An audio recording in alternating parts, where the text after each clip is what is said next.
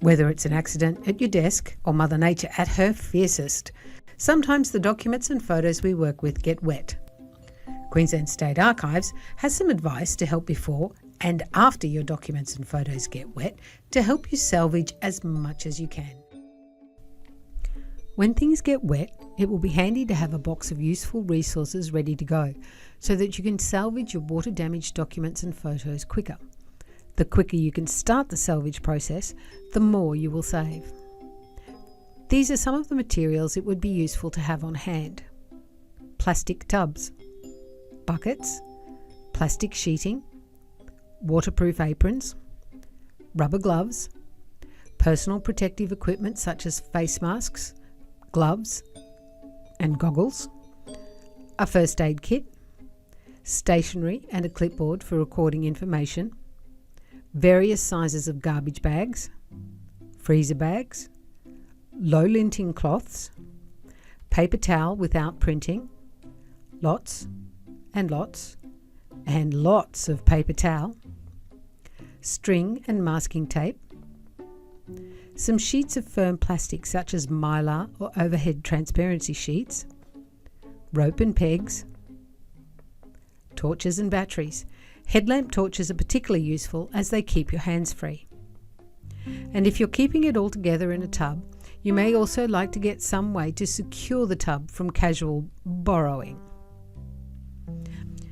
Other things it'll be useful to be able to access quickly are mops, buckets, brooms and squeegees, fans and dehumidifiers.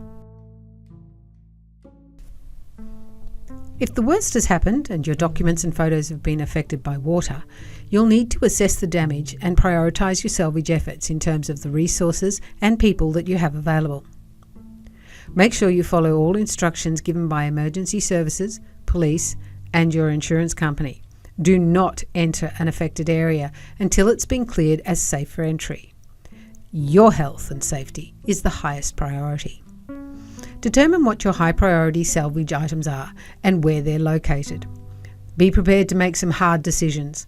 Some things like newspaper articles, certificates and published materials are all likely to be able to be replaced. Your salvage priorities should be essential documents that cannot be easily replaced. Prepare a salvage area with lots of ventilation and space to work, and area to spread your materials out to dry. Cover tables and flooring with plastic sheeting so that it doesn't absorb extra moisture. Gather the materials you'll need to help with the salvage of things. Set up clotheslines and clothes horses in areas that have good ventilation and are away from high traffic. When entering a water-damaged area or handling water-damaged documents or photos, be sure you're wearing personal protective equipment such as gumboots, waterproof aprons, face masks, safety glasses and gloves. Once you have access to the area, you'll need to assess the damage and triage your items. If you don't have enough people and resources to salvage everything within 48 hours, then your priority should be separate your items into dry, damp and sodden.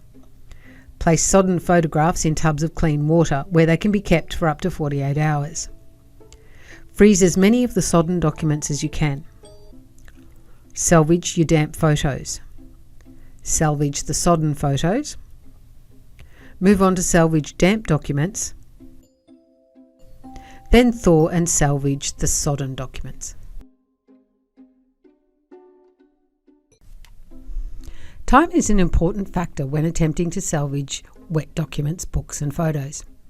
If it's at all possible, freezing sodden items will give you the time needed to help salvage at your convenience. However, not everything can be frozen. Refer to this treatment matrix available on our website to find out if your wet materials can be frozen.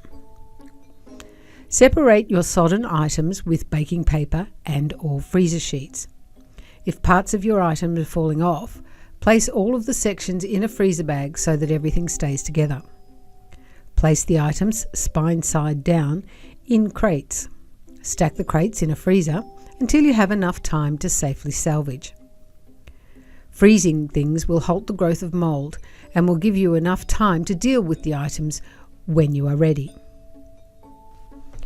When time and resources allow, Thaw your frozen items in small batches and salvage them using the sodden item processes.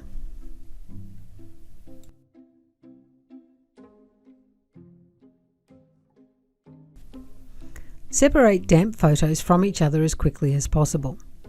Lie them out individually on blotter or other absorbent material. Allow them to air dry.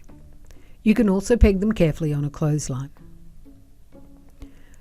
Gently rinse off as much mud and debris as you can. If the mud is very thick, you can use a soft bristled brush to gently brush the dirt off, but be careful you don't remove the picture layer. Separate the photos from each other by gently agitating in the water. Peg them on a clothesline or a clothes horse to air dry. If you can, make sure the peg is on the border of the photo or in an unimportant area, because it will leave a mark.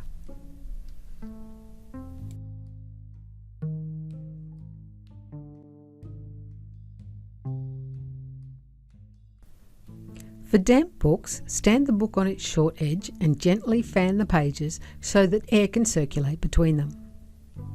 For damp documents, fan out the pages around the fastener or separate the pages into small piles on absorbent material to air dry.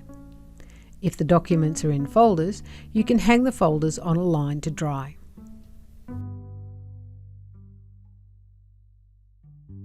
If the items are strong enough, rinse them in clean water and place them on absorbent material. Do not stand sodden books on their spine. Lie them out flat. Place pieces of absorbent material such as blotter or paper towel between sections of the book. Don't put in too much, as that will distort the spine. For documents, remove the folders after recording all the relevant information. Place absorbent material between sections of pages. If pages are sticking together and there are no fasteners, you can separate the pages by using a sheet of firm plastic such as Mylar or OHT pages. Smooth the plastic over the piece of paper. Lift the page carefully using the plastic as a support. Place the paper on absorbent material and remove the plastic gently from the piece of paper. Repeat this process for any other pages. If the items were frozen, remove the materials from the freezer in small batches and allow them to thaw to room temperature. Process the items using the sodden material processes as appropriate. For more videos, please visit our YouTube channel. And for more information, please visit our website. Thanks for watching.